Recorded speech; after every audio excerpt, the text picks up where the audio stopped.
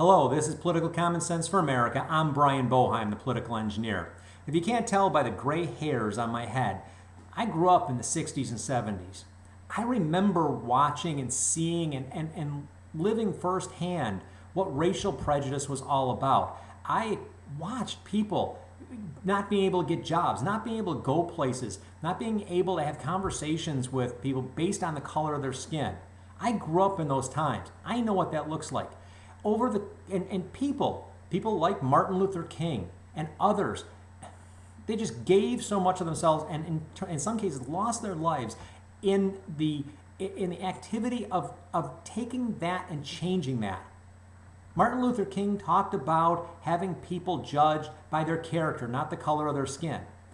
And through the 70s, into the 80s, and finally in the 90s, it was clear that we changed that model, that people were no longer judged by the color of their skin. It had changed. People were allowed to be in jobs and have relationships with people of all different cultures and ethnic backgrounds.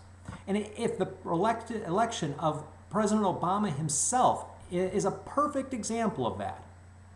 Yet we today have political leaders saying things to agitate racial division. Here's just one example.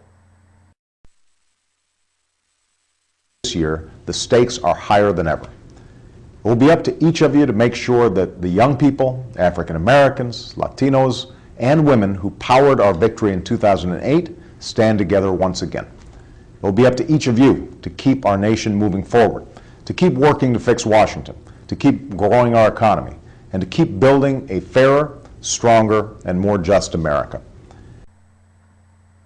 So why is the President of the United States stooping so low to bring in racial issues, to creating racial divide? Why is he asking specific groups to come follow his lead? Why not ask the American people? If you've got such a great idea, if you're so crystal clear and you believe in what you're talking about, why not ask all Americans to follow the lead? Not just call out specific racial groups. This is not just disappointing, this is embarrassing. We've come further than that. Yes, there are always going to be people that are bigoted in all natures and all ways, not just on the color of the skin, but by people's sexuality, by the way they look, the way they smell, everything. The reality, though, is we don't need our leaders, the people who should be showing us by example, especially showing our children, showing our college kids and the next leaders of this country. We shouldn't be showing them that this is the way to win elections. We should be showing them a better way. And that's what this is all about. It's about winning elections. It's about maintaining power and control.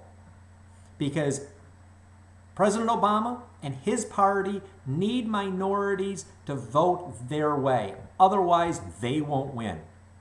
Well, that's not a good enough reason to bring racial divide back into this country. Mr. President, you should be ashamed of yourself. And you should show and you should be a better example for not just the other leaders in this country, the other politicians, but you should be a better example for the kids in this country. Because it's time that you lead by example.